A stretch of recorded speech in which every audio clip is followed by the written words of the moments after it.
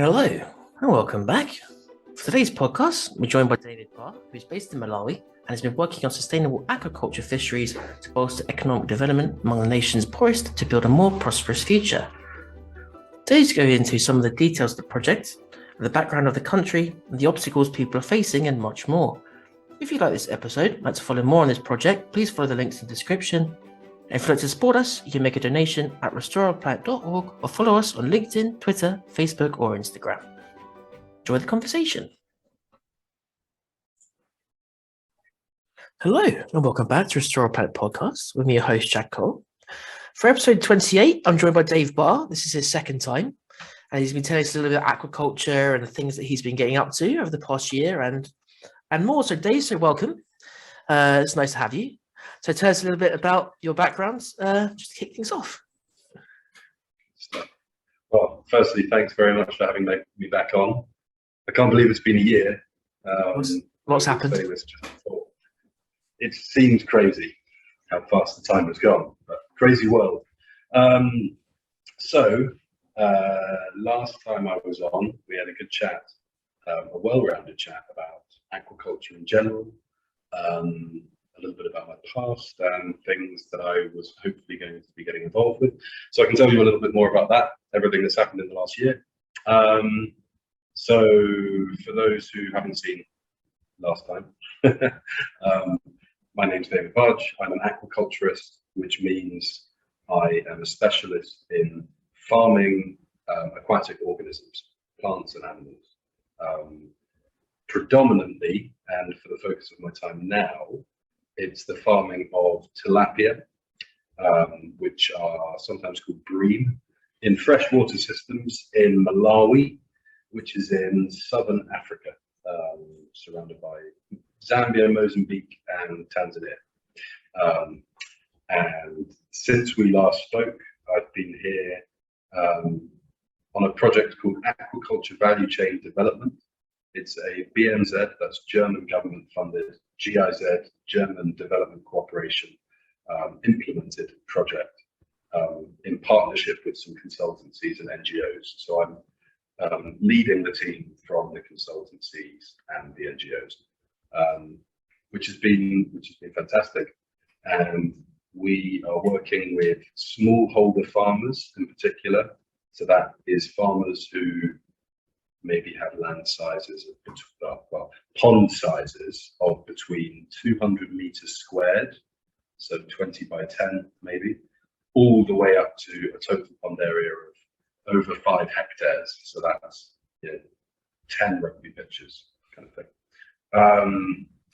And so the project has worked with 4,500 farmers directly in terms of 90% practical training, like on the farm side, and then that's been followed up with a series of coaching loops, which is where the extensionists go and spend more time with farmers, but it's more of a farmer-led discussion around solving their own issues.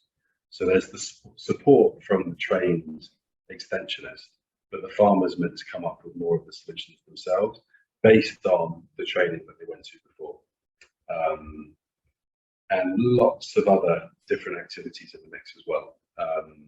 But it's been great, and the project is coming to an our part of the project is coming to an end in January.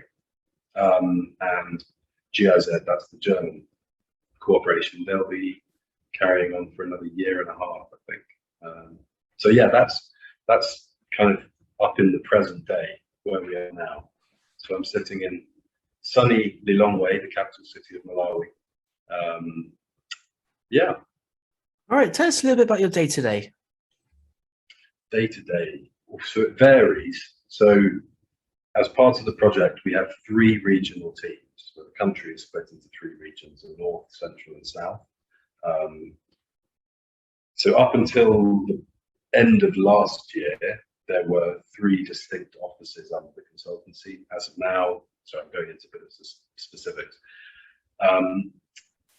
Each of the offices for Central and South has a coordinator and an extensionist, and then a partnering NGO who go out and do the work with farmers and collecting data so that we can present evidence to the German government and the Malawian government on different technologies that we've been introducing and stuff. So for me, a part of my time is trying to keep up with everything that's going on and everything that people are doing out in rural areas or in peri-urban areas sometimes with farmers. Also, a part of my time is spent working with the GIZ, so the German team. They have lots of different components and activities that we're not really involved with, but they sometimes need some technical inputs and kind of guidance from the view of like oversight of things that are going on with all of the farmers in the project. So they need numbers, they need ideas, they need strategy. So there's parts of that. And I do try to get out of the office and spend time actually with farmers as often as possible, but not as much as I'd like. Probably a week, a month, maybe. Of course. But, my day to day, it's relatively similar to what you'd expect in another country in terms of my office life, but it's outside of the office is where things change, I guess. Yeah. Good. That's a good place to start. So tell me a little bit about what was the situation of these farmers before the project took place? Were they sort of very much kind of local subsistence, and then what will be the goal? I think you said it's a 4-year project. What will then be the kind of the hope for the endpoint of the project is finished in a few years or more? Sure. So the project itself had target outputs against different indicators. So as you normally have in like in any project, you have a logical framework where you see the change over time based on different activities that are going to bring about different outputs and different outcomes. And so the core aim of the project was to make more fish be produced, to help farmers to produce more fish so that it would be available for themselves and for rural poor consumers, so people who are food insecure generally. Now in Malawi, that's almost everyone has some level of food insecurity, whether it's very extreme or moderate. But even moderate it's alarm bells in almost every context. It's not a good thing at all. So on the one hand, it's trying to create more fish. On the other, is trying to create more jobs. But then, in order to do those things, you need to be able to do targeted interventions in parts of the value chain that enable that to happen. So, like if you look at crop farming, in order to produce lots of maize or corn, you need seed multipliers. You need high quality seed to grow fast, and combined with fertilizers and all of these other things all of the other labor that you would put into it. In aquaculture, it's exactly the same thing. So you need good quality seed. That's the baby fish that you start with, and they have to come from somewhere. So that was one of the things that the project started off with, was identifying, well, at that time it was about 30 small-scale hatchery operators. So these are people who basically produce baby fish for other farmers at a cost. But that is the very beginning of production increase. You need to get farmers trained on how to breed fish in order to make a baby fish that has better growth potential, and then try to build these people's confidence so that they can go out and market this product, and in a way also become extensionists over the course of time. So from 2019, where kind of activities on the ground started to really kind of accelerate, through to now at the end of 2022, we have now 37 hatchery operators producing, look at this number right, I think it's between 1.5 and 2 million fingerlings. So these are baby fish for the open market for other farmers, and they're selling to either individually owned farms, group of farmers who co-manage or share ponds, and also selling to government as well and other NGOs who will be doing work in that space. Also importantly, feed. Obviously you need to feed the fish on something. So either you're trying to maximize primary productivity in the pond, so creating zooplankton, phytoplankton, like tiny plants and animals that these baby fish can be eating, and then adult fish also can be eating as well.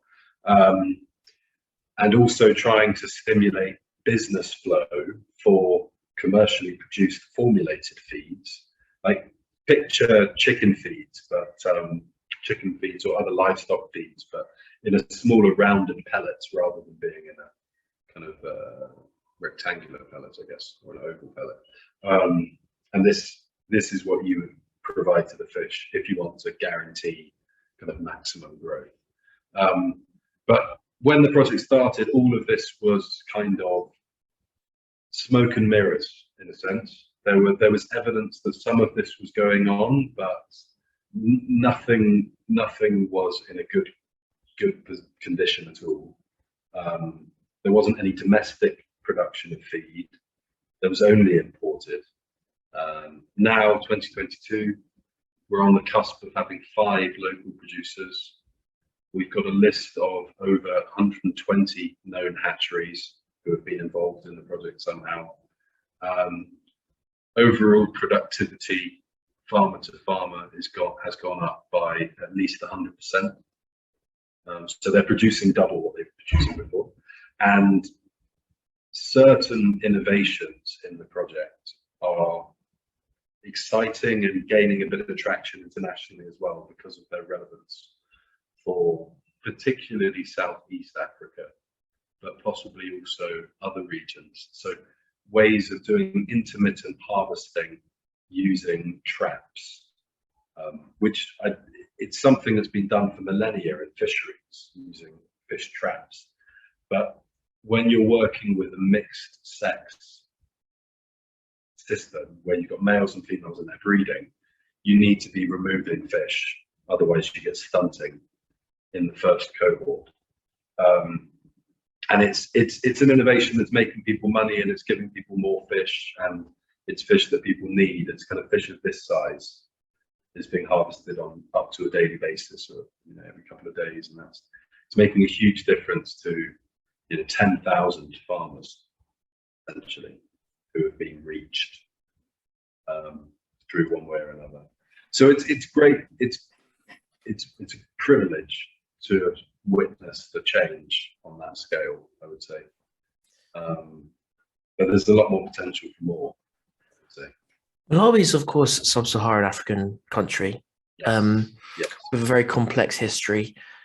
And you Yeah. mentioned, of course, that majority of the population is in a position is vulnerable to food insecurity.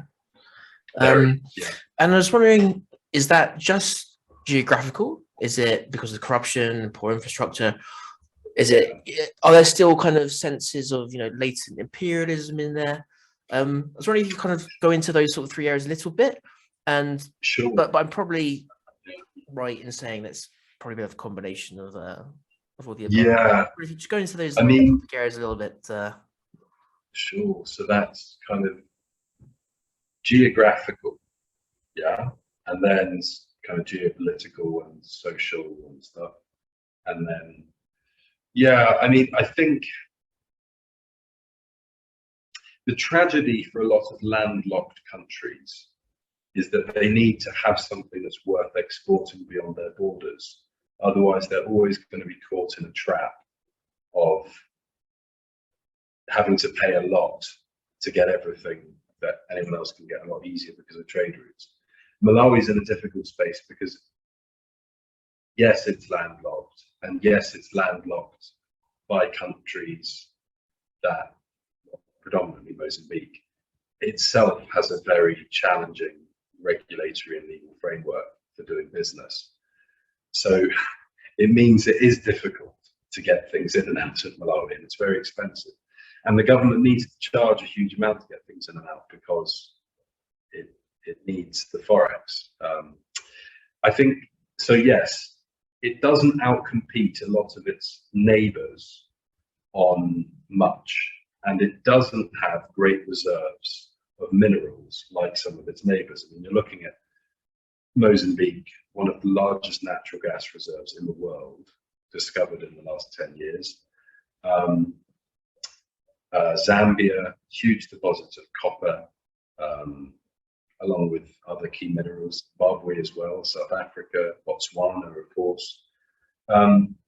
So that's that. It relies a lot on things like tobacco, tea, coffee, pigeon peas, cowpeas, none of which are of significantly high quality to command a price premium compared with their neighbours. So that's a challenge. Also, very, very importantly, I think, ironically, actually, I was reading through it was a government document this morning. It's about migration policy, which is completely unrelated. But it was making a point. The author was making a point that the country has actually moved backwards since the end of one-party rule. So for Malawi, it gained independence in 1966. It then gained democracy in 1994, I believe. 1994, I think it was 94, just before South Africa. And the first president was Hastings Banda. He basically gave himself the presidency for life.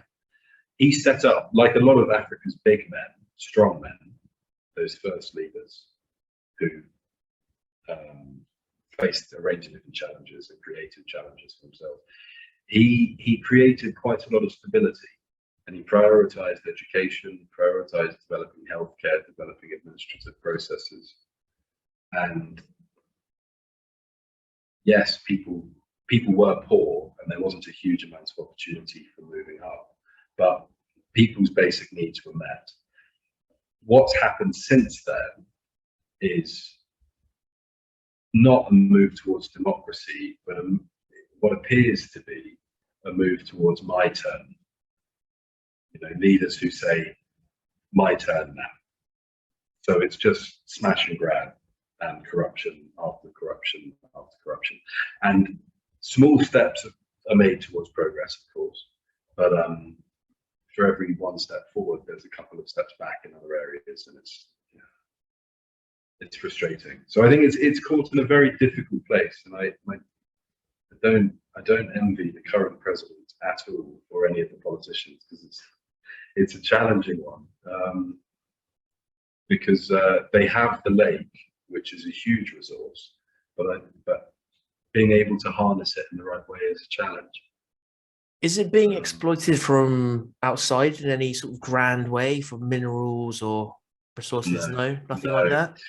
No. So there was, there's been some prospecting around the country, and they did look into the possibility of deep mining. So under the lake, they believe that there's oil. The problem is they don't know the structure of the oil reserves under the lake, and there's a danger that they could not only cause a huge oil spill, which would be a disaster, but they could also create a crack or something for the water to seep down below. That was one of the concerns. So I don't know. They were talking about maybe trying to do it under, if the lake is here, trying to do it under from the side. But it's just a disastrous idea. I don't think that it will happen, at least not in the short term. So it's a tricky one. They're in a difficult position, and they don't have the benefit of being a focus of. I'm not going to try and promote imperialism in the slightest. I think there's lots of bad things about it, but some of the other countries in this part of the world benefited to a certain degree from more advanced systems and structures under colonial rule. Malawi didn't. It was always a bit of a outlier. It's always been an outlier. So it's a challenge. It's in a challenging challenging space, certainly. You mentioned a number of really interesting things there, especially given the fact that Malawi's landlocked and the trade economic obstacles that brings about. You just mentioned colonialism there. What relationship does Malawi have with the countries around it? And is it a relatively stable country? Are there kind of brewing, ethnic conflicts or anything like that? What's the kind of general setup in those senses? So okay. I would say the general relationship on like a business level isn't negative. It's not overly negative, I would say. Kind of Malawi gets by in its relationship with its neighbours. There's a large Malawian diaspora around Southern Africa, and they're not necessarily liked. I mean, xenophobia in South Africa is a big issue generally, but some of those people are Malawian, so that's a problem for them. But generally within Malawi, although social tension and demonstrations, I would never go as far as saying riots, they're always called demonstrations, but ironically, there was actually a very big demonstration today calling for the president to stand down, which isn't going to happen. But a lot of it is because of a lack of openness to what is going on in the world. Like people here are very hung up on price rise, inflation and devaluation of the currency, and it's difficult to buy fuel. Fuel is very expensive. Oil is very expensive. Like cooking oil is very expensive. Like basic commodities are very expensive. It's getting harder and harder and harder.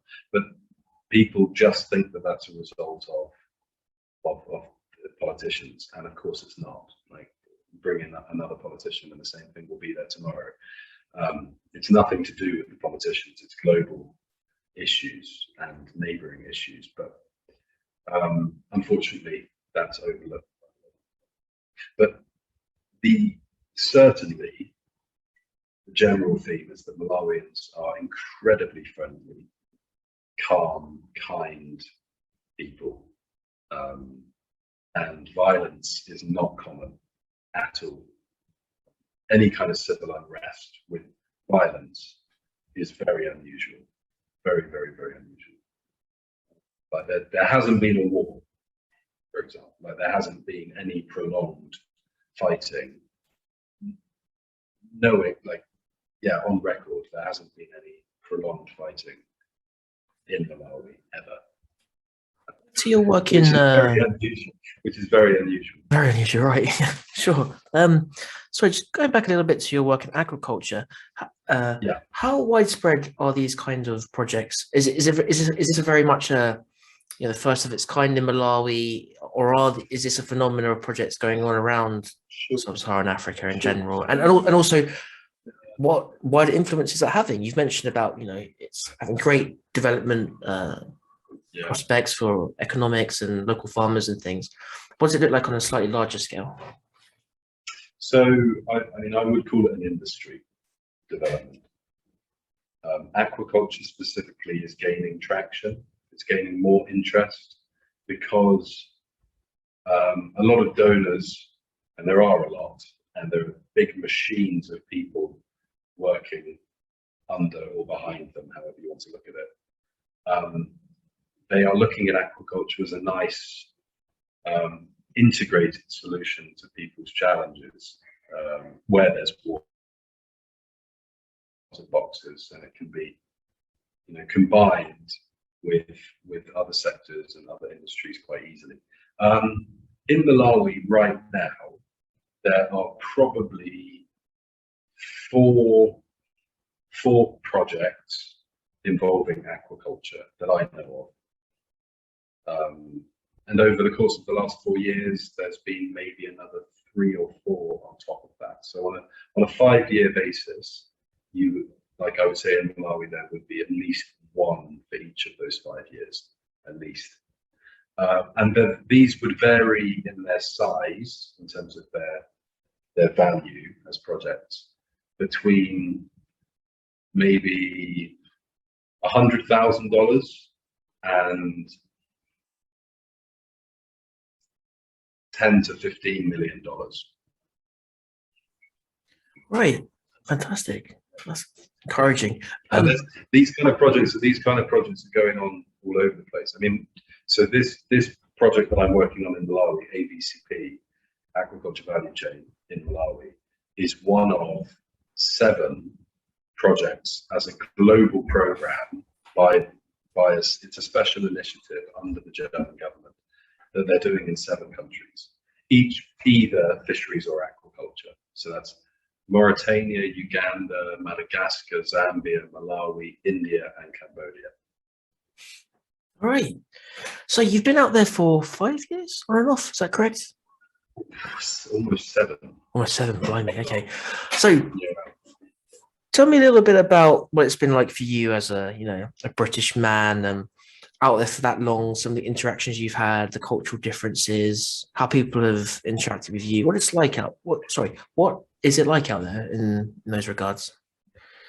I mean, I would generally, I would say that from a professional point of view, it's been very positive. And from like a personal, from a social point of view, I would say also it's been a great experience. I've been privileged to interact with a lot of different people from a lot of different countries, not only from Southern Africa, through work and just life. And I mean, there's some people that tease British people, there is a fair amount of flack for being British, but at least we're not American. So great. It's never quite the same. Of course. But I don't know if you're baiting a little bit for whether or not there's, people want to have conversations about British, what it is to be British and what the British have done. And, if you like, I wouldn't say it hasn't been a really recurring theme, really recurring conversation that I've had. Bit of banter. Definitely not in recent years. Maybe early on, but not recently. Sure. But it's been interestingly. I know before we were talking about the culture shock of being back in the UK after spending a significant amount of time somewhere else, and that's certainly something that I felt the last 2 times I've been back in the UK after spending the best part of the last 10 years outside of the UK. It's I get more of a culture shock being back in the UK now, partly because it's not as I remember it being pre 2010. I know we said 2015. Well, I said 2015, but I think 2010 is maybe a good marker as well. I agree. All right. So from there, Dave, but what do you sort of see happening in your industry in that part of the world? Obviously, you don't have a crystal ball, but over the next 5 to 10 years, can you see things developing? Obviously, we're living in a lot of conflict at the moment globally, supply chains, Ukraine, etc. But what sense of things do you have out there? I feel really positive about aquaculture development specifically. In general, I think there's a lot of things to be excited about. There's a lot of innovation in the sector, and obviously this spreads all the way. I think last time we went into a little bit more depth about the different types of fish farming, and some of the negatives around like salmon farming and stuff. But I think in general things can move in a good direction for that. But then where I am as well currently working on smaller integrated systems where farmers are trying to improve their livelihood by maybe 50 to 100% additional income, maybe removing the need to buy meat twice a week because they can grow it themselves for them and their wider community, and then they'll be able to send their kids to school and send their kids to university, and make incremental, significant improvements in their living standards and the living standards of their community. That potential is really, really there, particularly from what I've seen in Southern Africa and Southeast Asia as well. Obviously, that's a little bit far removed from the Northern Hemisphere, but no, generally I feel positive. But there are lots of climate change risks, of course. Just dropping that one in there lightly. There are lots of climate change risks. I mean, a lot of the farmers in the project, probably 15 to 20% in this last year, because of the cyclone season that ran from January through April. There were 3 consecutive cyclones again last year. Probably 15 to 20% of farmers either had their ponds buried or flooded, so their fish were lost. And that's going to continue. So we have to come up with ways of different technologies, different innovations that can stop farmers from losing everything once a year, which is possible, but it needs a lot more coordination in project delivery and government making the right action plans. But it's exciting to be part of. Great time to be alive. Interesting enough, at least. Yeah. So, Dave, just to finish things off, where can people find your work, see what you're up to, learn a little bit more about agriculture? As I said last time, probably the easiest place is through LinkedIn. Since my part in this project is due to come to an end quite soon, I think I can probably also share lots of links to some of the work from the project. But that would be the easiest thing for now, I would say LinkedIn, but I'm very happy to receive emails as well. And yeah. Fantastic. Dave, thank you for your time. Thanks, Jack. Great to chat.